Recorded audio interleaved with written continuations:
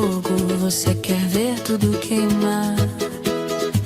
E se você não viesse, amor, eu me afogava na minha dor. Boa tarde, meu nome é Cláudia Carla, estarei com vocês de segunda a sexta e eu espero a sua participação nas redes sociais para debater junto com a galera que está aqui. E hoje o tema é IA, Deepfake musical. Você sabia que estão criando músicas com vozes de artistas conhecidos ou não conhecidos, pessoas criadas, né? Por inteligência artificial, cantores criados assim. Você ouviria esse tipo de música? Ó, escuta isso aí.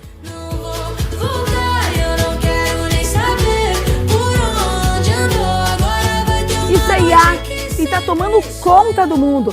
E para falar sobre isso eu recebo o produtor musical, que foi produtor de muita gente, o Birajara. Recebo também a advogada Betânia Costa e Felipe Salles, que é autor do livro Harmonia Mundi. Tudo bem, meninos? Tudo bem? Bom dia. O Birajara, você foi produtor de muita gente, né? Explica pra gente o que você já fez no mundo da música. Eu trabalhei durante algum tempo com o Raul Gil, né, fazendo produção musical. Trabalhei com o irmão Lázaro, que era um cantor gospel que infelizmente nos deixou. Fiz a produção musical de alguns cantores do pagode, fiz muita coisa gospel, algumas produções de evento. Sou bem envolvido no meio musical. Muito bacana. Vocês de casa estão conseguindo entender o que eu falo? Eu peguei a gripe, eu espero que a minha voz volte. Há 4 dias a minha voz ainda não voltou, mas vai voltar. Eu prometo que, acho que até segunda-feira ela está de volta. E agora, Felipe Salles, autor do livro Harmonia Mundi. Tudo bem? Tudo bom, Cláudio, e você? Você é professor, não é isso? Explica pra gente. Você é professor, você é poeta, você é filósofo. Explica pra gente tudo o que você faz. Na verdade, eu faço um pouco de tudo. Eu sou fotógrafo, sou cineasta e dou aula, sou professor no Instituto de Artes da Unicamp. E meu projeto de pesquisa atual é justamente sobre filosofia da arte, teoria estética, e que envolve muito da produção artística moderna e contemporânea, que envolve, inclusive, a produção por inteligência artificial. Então, por isso que acho que eu posso contribuir com a conversa aqui.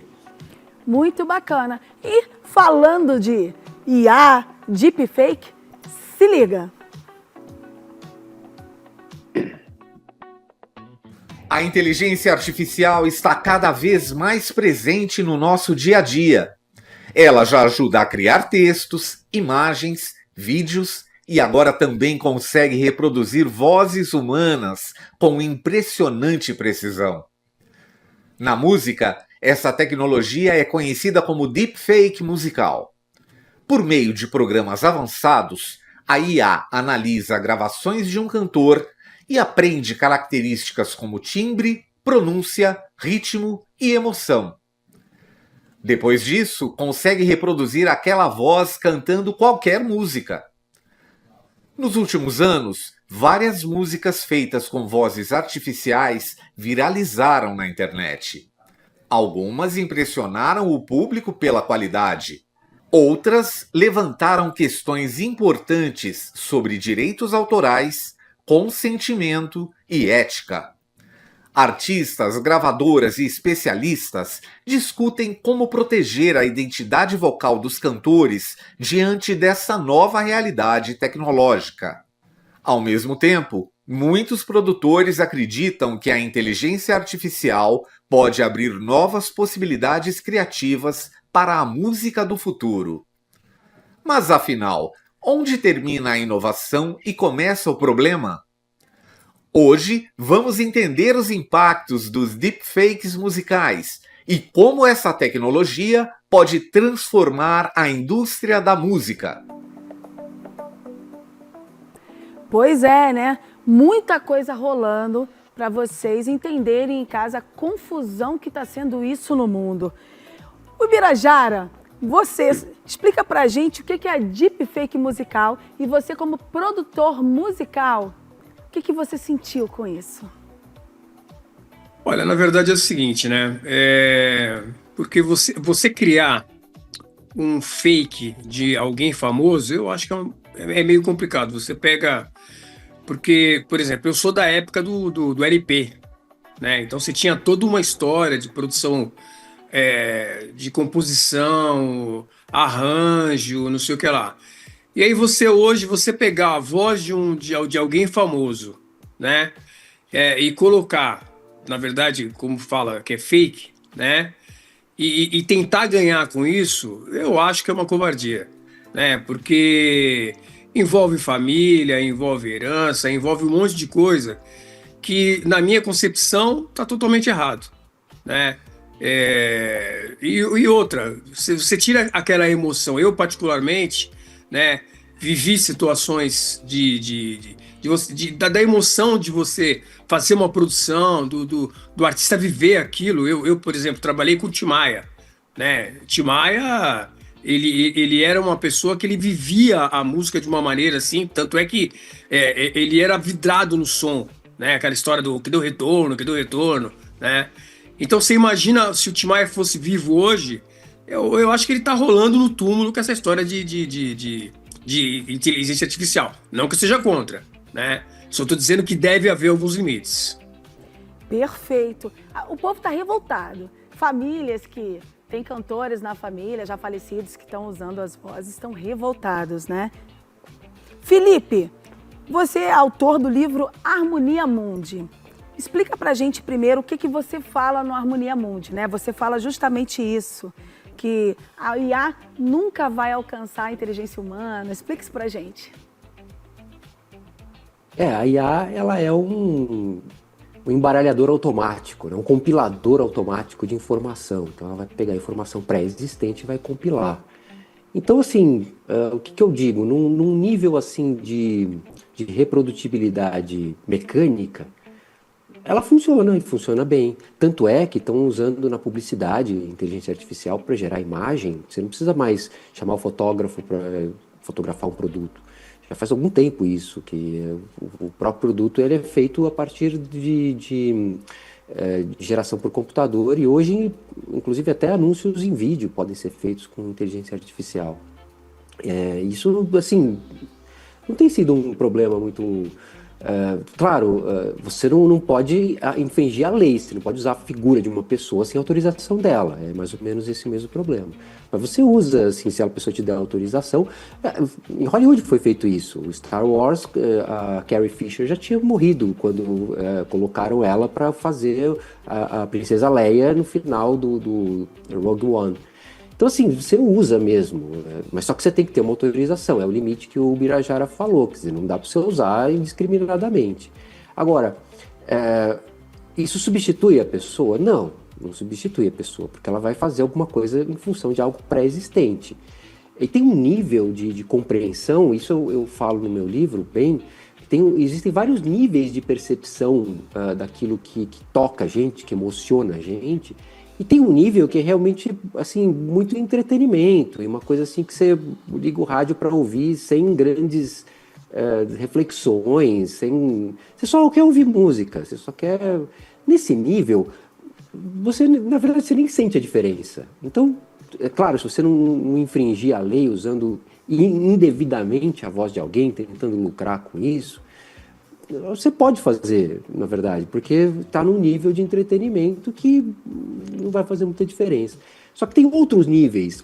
Por exemplo, ele citou o Tim Maia. A hora que você fala assim, não, mas o Tim Maia é outra coisa. O Tim Maia, você quer sentir aquilo de outro jeito, porque ele tem uma profundidade, ele tem uma voz específica e tal. A hora que você vai mais fundo nisso, aí a IA não dá conta.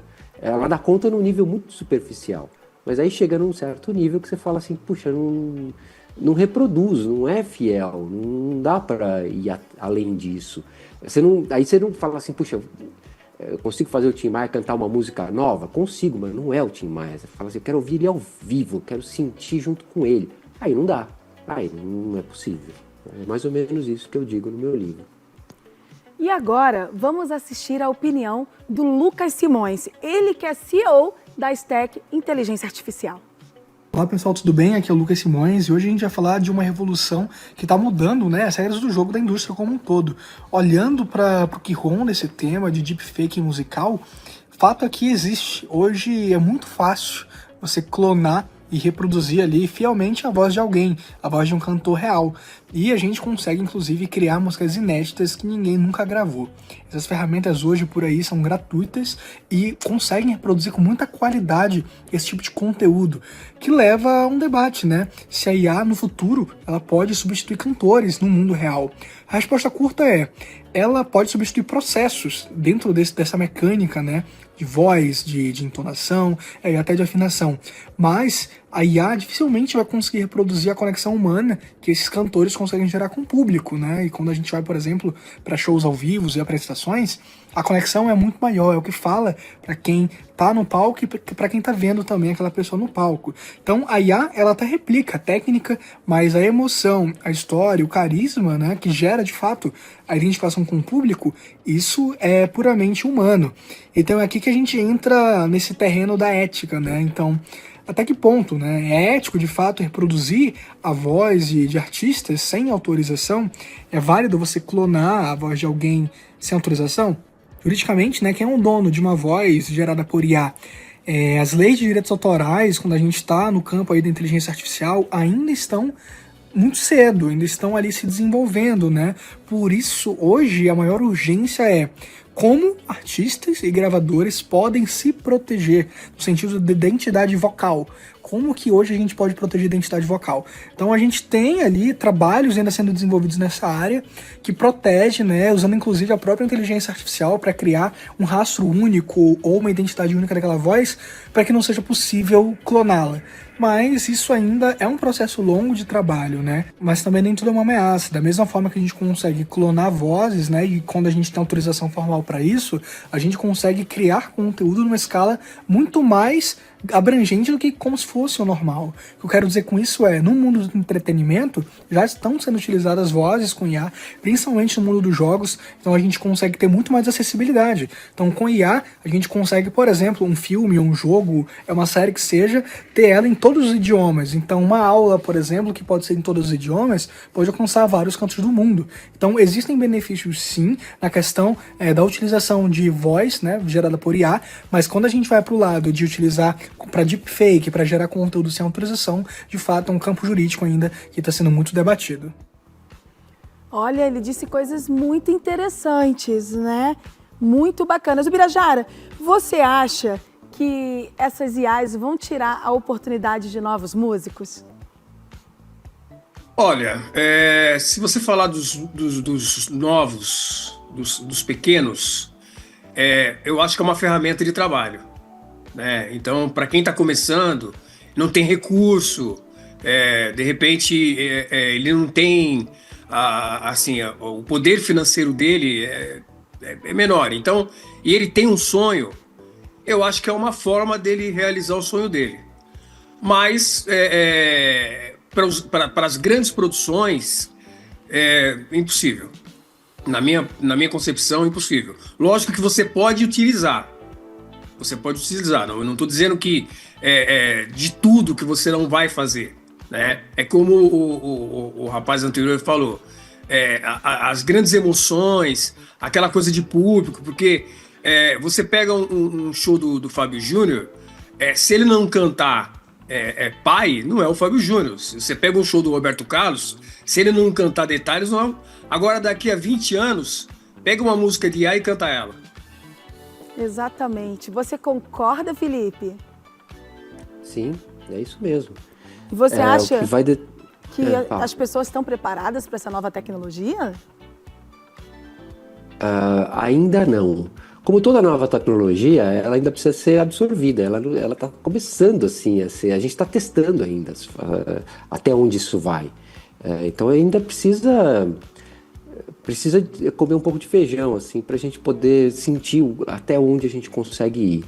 Porque você vai chegar num limite, é esse limite que a gente está falando aqui, que todos nós concordamos, quer dizer, o limite, você chega na apresentação ao vivo, não tem como.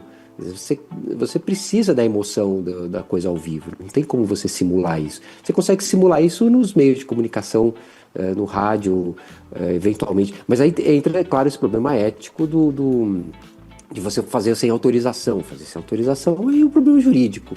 Mas você fazendo autorizado, você consegue fazer. Inclusive já foi feito isso em alguns momentos. Você tinha problemas na época do LP ainda, na época. Do LP nem tanto, mas na época do CD, quando passou do LP pro CD, do vinil, você teve muita gente relançando gravações sem autorização, inventando o nome de intérprete. Você tinha um monte de coisa, e lançavam, e ninguém conseguia dizer de quem que era. Tipo assim, você lançava contracapa, pegava uma gravação, digitalizava, lançava contracapa e boa, tinha gente que fazia isso. E se você fala assim, qual que é o problema? O problema é ético, porque quando você vai ouvir a música tá bem gravada, a música é bem feita, mas se você falava assim, mas quem que é? Isso acontecia bastante com música clássica, que é difícil você identificar quem que é, mas porque não tem uma as pessoas voz. conseguem identificar essa diferença da música, né, feita por uma deepfake e por um cantor de verdade, por um músico de verdade? Você acha que existe essa diferença? As pessoas conseguem identificar? Depende. Se você estiver ouvindo no seu computador, com fone de ouvido, assim, mais ou menos, talvez você não consiga. E talvez não faça diferença. A questão é a hora que você gosta daquela música, aquela música te toca e você quer ouvir realmente aquele cantor, um videoclipe, ir ao vivo assistir, aí muda de figura. Aí é diferente, aí a IA não acompanha. Enquanto ela é só uma coisa... Veja, tem fotografia que você vê hoje e você não percebe a diferença, que você não sabe se ela é IA ou não, e não faz muita... Tem um documentário muito legal que chama Fake Art, que é sobre um cara, acho que é um chinês, alguma coisa assim, que falsificava quadros de pintores famosos. E até um dos pintores, o Rothko, o filho do Rothko reconheceu uma das pinturas falsas como sendo do pai dele. Olha. Quer dizer, ele falou assim, não, essa aqui é realmente do meu pai. Quer dizer, e era um cara que fazia imitando perfeitamente, era uma inteligência não artificial, uma inteligência natural fazendo aquilo. Que é mais ou menos a mesma coisa, percebe? Quer dizer, só que tinha pincelada, tinha coisa da destreza manual do cara para fazer. Mas, chegaram a vender quadros dele, né, falsos, né? Depois de muito tempo descobriram que era falso, a galeria fechou e tudo mais. Mas assim, você fala assim, como é que eu vou diferenciar? Tem um momento que eu não sei diferenciar. O que acontece? Não sei se importa isso até o momento que aquilo te toca realmente profundamente. Enquanto que é uma mercadoria, você fala assim, tudo bem, meio que tanto faz. Tudo bem, no mercado de arte é outra coisa, porque tem a coisa do marchand, do valor exorbitante, o fetiche da arte, mas tirando isso, você fala assim, que diferença faz? Entendeu? Se é um entretenimento, música de elevador, uma música só para tocar no telefone enquanto eu tô esperando, não faz diferença. A hora que faz diferença é a hora que te toca, a hora que você tem um nível lá que você fala assim, não, puxa, isso realmente me emociona. Aí a inteligência artificial, aí é diferente. A inteligência artificial dificilmente ela vai... Eu acho que não chega nisso. Então vocês não acham que as máquinas vão conseguir tomar os lugares dos cantores? Não. O lugar, não. Eu particularmente, sino também faz barulho e não emociona. Então, eu particularmente vejo, por exemplo, quem gosta de música, né? Como o Felipe falou, você está com fone de ouvido. Eu, por exemplo, quando faço uma produção, às vezes eu mando pro celular do cantor e eu peço para ele, não ouça no celular, porque o celular não vai ser fidedigno, né? Então... porque vai ser um som diferente. Igual, por exemplo, eu toco piano, quando eu toco no teclado, eu sinto que tem um som diferente. Exatamente. Então eu peço, não ouça no celular. Então, quem gosta de música vai perceber. Lógico que a cada dia que passa tá se aprimorando mais. Agora, quem gosta de música consegue... Quem tem um ouvido absoluto, né, até se ofende quando você fala, não, isso aqui é uma música. Não, isso aqui não é uma música, isso aqui é um trabalho de IA. Né? Então nós estamos falando... Porque hoje a música em massa... Porque algumas pessoas, não tô generalizando, algumas pessoas hoje, elas estão mais preocupadas com o imediatismo. né? Então, por exemplo, nós tivemos a época do samba, nós tivemos a época do pagode, nós tivemos a época do funk, nós tivemos a época do tango, nós tivemos a época do sertanejo universitário, nós tivemos vários períodos musicais, né? Então, as pessoas hoje, elas E forró ouvem universitário, ó. aquilo assim que... Forró Oi? universitário, que eu dancei muito. Exatamente. Então as pessoas às vezes vão pela batida do coração, tá parado ali, tá ouvindo, tá batendo o pé e tal. Não tá prestando atenção na letra, não tá prestando atenção nos acordes. Mas quando a pessoa para, a pessoa para, não, peraí, eu quero ouvir uma boa música. Aí eu acho que vai ser difícil a IA chegar nesse nível. Entendi. E agora eu vou mostrar rapidinho uma advogada que vai falar justamente sobre isso, a doutora Betânia Costa. No jurídico brasileiro, ainda não existe uma lei específica e abrangente regulando os deepfakes musicais ou mesmo a clonagem de voz por inteligência artificial. Nós temos um projeto sobre o tema que é o Marco Legal da Inteligência Artificial, PL 2338 de 2023, que foi aprovado pelo Senado em 2024, mas ainda tramita na Câmara dos Deputados, de modo que ainda não se converteu em lei. Mas isso não significa ausência de proteção jurídica, pois o sistema brasileiro já oferece a tutela por meio da Constituição Federal, do Código Civil, da Lei dos Direitos Autorais e da Lei Geral de Proteção de Dados. Ou seja, o uso não autorizado da voz de um artista pode gerar discussões, tanto no campo dos direitos autorais quanto dos direitos de personalidade, especialmente porque a voz, ela integra a identidade de uma pessoa. Olha só, era isso que você estava falando, né, Birajara? Era isso que você também estava falando, né, Felipe? Isso mesmo. Então vocês só podem falar, vocês acham que ninguém vai sentir como um humano, né? Quando o humano canta e quando é uma voz de inteligência artificial. É isso que vocês querem dizer, essa coisa, né, do sentimento, é isso? Felipe? Não é que ninguém vai sentir, é que depende, né? Eu coloco isso bem claro assim no meu livro, que assim, depende de como você está recebendo a informação. Se for uma informação que para você é relevante, você vai prestar mais atenção.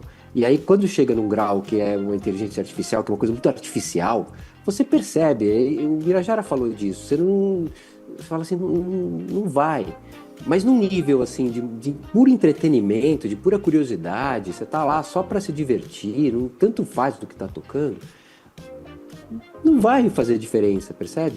E é na verdade o que se faz, por exemplo, hoje na publicidade, quer dizer, tem que fazer um outdoor, uma coisa bem genérica, assim, sabe? Uma pessoa, uma família para vender um produto. As pessoas, as agências estão usando a inteligência artificial para criar essas pessoas e estão criando, e não, sabe, tudo bem, tanto faz, porque é só um anúncio, percebe? É mais ou menos esse grau de aproximação que você tem. A hora que você quer ver uma exposição de fotografias, que você quer ver que existiu uma pessoa ali por trás, que foi objeto do fotógrafo, que foi objeto de uma gravação, é diferente. Percebe? Então depende de como você interage com aquilo. E eu acho que é isso que, na verdade, a gente precisa começar a aprender e que a gente está aprendendo nesse processo de usar a inteligência artificial. Nos textos acadêmicos é assim, quer dizer, até onde eu consigo usar, até onde é ético eu usar. A gente está aprendendo tudo isso. Até onde eu consigo fazer a inteligência artificial trabalhar para mim, mas manter a minha criatividade, percebe? Então é isso que mais ou menos a gente está exatamente nesse caminho, que a gente ainda não tem uma coisa estabelecida. Uma linha tênue, não existe isso, né? Ainda não existe. A gente está... Eu acho que é uma questão de tempo, tá? Questão de tempo para a gente chegar nisso. Tá. No caso do seu... Não, pode falar, Birajara, pode falar. Concordo com o Felipe. É uma questão de tempo, né? E um detalhe importante... por exemplo, essa é uma coisa que eu acho que você não abordou aí, que eu gostaria de lembrar, questão de ECAD, né? Até a doutora, eu acho que poderia ter falado sobre isso, né? Porque o ECAD está cobrando. Olha Só que legal. Esse dinheiro é repassado para quem? Excelente pergunta. Para quem? O ECAD podia responder para a gente, né? Porque ele está cobrando. Se você tiver uma loja, se você tiver um comércio e estiver tocando uma música, independente dela ser IA, o ECAD te cobra. Mas esse valor é repassado para quem? Para a pessoa que criou a música, né? Para o garotinho de 13 anos que foi lá e criou uma voz na inteligência artificial. E outra, porque assim, as pessoas têm que tomar tenência sobre registro, né? Sobre ISRC, você tem que ter... Porque o fato de você ter criado, porque dependendo como for, até a própria plataforma pode exigir uma parte disso aí. Porque Olha, você... isso aí é um tema muito maior agora, se tornou algo muito maior com o que você disse. Porque você foi o autor, nem sempre você foi o autor, porque às vezes você coloca lá a ideia na IA e ela desenvolve a composição, né? E depois você joga para a questão de música. E aí, quem é que essa arrecadação é para quem? Não sei. Aí uma ótima pergunta.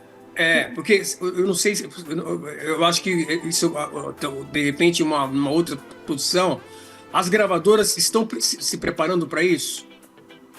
Essa porque é a as gravadoras vão ter que se preparar. Essa é a pergunta. Porque a IA não é futuro, é agora. Como é que vocês acham que vai ficar daqui a 10 anos tudo isso? Mas antes de vocês responderem, tem pergunta lá na rede social. Vamos ver, diretor? Vamos ver quais as perguntas que chegaram. É que tem muita pergunta, tem comentário, né? Tem muita pergunta pro Léo Maia, só que ele não chegou. Mas vamos ver o paulisstanislau.bpms. Ele disse: olá, tudo bem? Espero que esteja tudo certo com vocês. Queria pedir, se possível...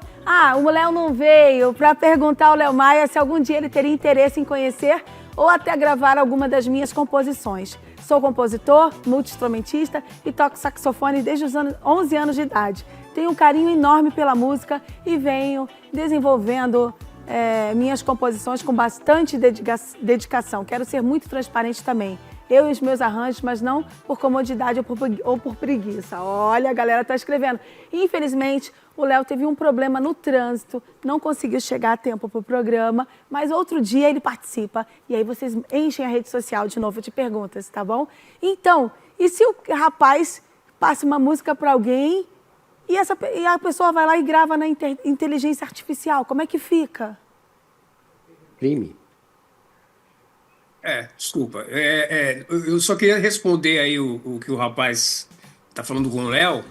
Eu acho que seria interessante ele procurar uma editora, antes de mais nada, para registrar o material dele, porque aí ninguém consegue tirar, né? A primeira coisa que você tem que fazer seria regularizar o seu material, né? Então, ele se filia a uma editora, alguma ordem... porque se a música dele estourar, como é que ele prova que é dele? Exatamente. Meninos, o nosso tempo está acabando. Felipe, eu gostaria de deixar suas considerações finais para quem está em casa, onde as pessoas podem te achar, comprar seu livro. Podem achar meu livro na Amazon, é um livro um pouco mais acadêmico, né? Mas ele discute essas questões do sentimento artístico, o que é a arte, o que é uma coisa que você considera arte, e que pode ser em qualquer lugar, não precisa estar no museu, não precisa estar numa galeria, mas ela te toca, né? Então, meu livro é um pouco sobre isso, como é que, inclusive cientificamente, a gente pode estabelecer esses critérios a partir de nós, como observadores. E por isso que aí acho que interessa bastante, eu falo um pouco dessa coisa da relação com a inteligência artificial, porque ela tem esse limite, tem uma hora que você não interage mais com ela, então ela não dá a profundidade que você precisa para a relação humana. Então é mais ou menos nesse sentido. Então era esse o recado. Obrigado pela oportunidade. Muito obrigada, viu? Eu vou ler o seu livro, tenha certeza. O Birajara, muito obrigada por participar. Eu que agradeço. Que você vai voltar outras vezes? Vai ser um prazer. Se me convidar, vai ser um prazer. Então, a gente tem que continuar falando sobre aonde vai parar esse dinheiro, para quem que a ICAD paga e tudo mais, não é mesmo? Mas olha, muito obrigada para você que assistiu, para você que participou pelas redes sociais. Tamo junto. Tchau. Admirou Xixi do berro que